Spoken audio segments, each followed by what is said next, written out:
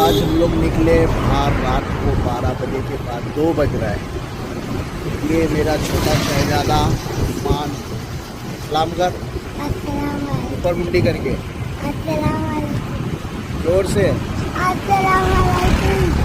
ये मेरी बीवी, रात में डोसा खाने का मन हुआ, डोसा खाने निकले 2 बजे पाइडी पे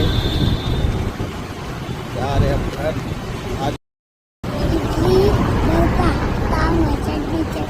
जोर से बोल, चपाते जोर से, यहाँ माइक के पास जाके बोल।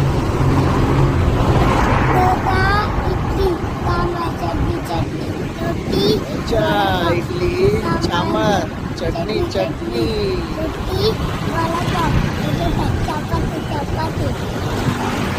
क्या बोला, वापिस बोल जोर से।